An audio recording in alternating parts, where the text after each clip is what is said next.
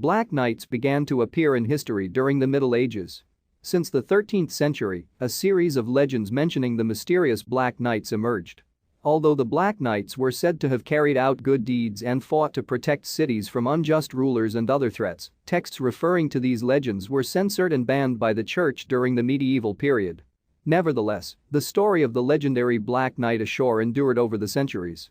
Black Knights in Arthurian legends. The figure of the Black Knight appears in several Arthurian legends as an ambiguous motif, who often emerges as a competitor for one of the better-known Arthurian knights. It's also the role that a couple of the Arthurian knights have had. As an example of the first, Sir Percival fights a Black Knight after exchanging rings with the other knight's wife, creating confusion and conflict.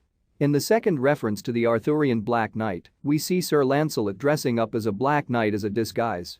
But the best-known example of a Black Knight in Arthurian legends is undoubtedly Sir Morion, the son of Sir Agrovale and a Moorish princess, causing him to be referred to by this title due to his African lineage.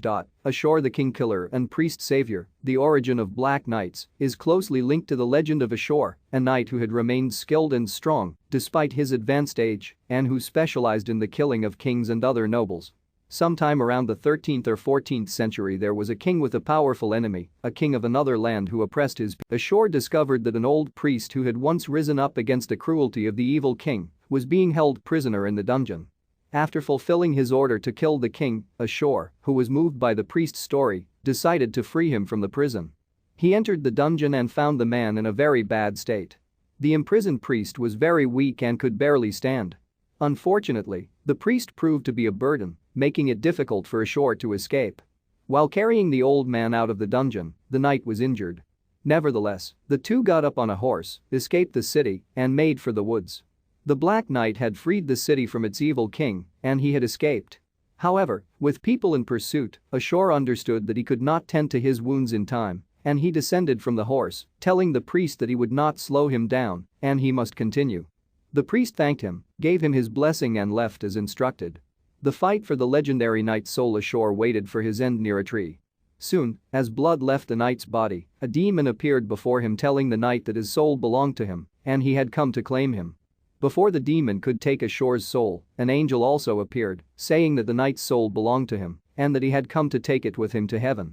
Apparently, the knight's good deeds had been just a little more numerous than his bad ones and he had been forgiven. As the two entities were getting ready to clash over the human soul, a third entity appeared. At this time, the angel and the demon had stopped fighting as if they had been frozen. The third entity had no form. In order to be visible, it had appeared. Il Separatio confronts the Black Knight. Anonymous is the personification of perfect neutrality. He is neither good nor evil, he is beyond all divisions. Il Separatio spoke and said that the knight had done just as much good as he had done evil. Therefore, neither the angel nor the demon could claim his soul. He belonged to Il Separatio. At that moment, both the angel and the demon disappeared and Anonymous turned to the knight. Ashore's wounds had been healed. He got up and talked to Il Separatio.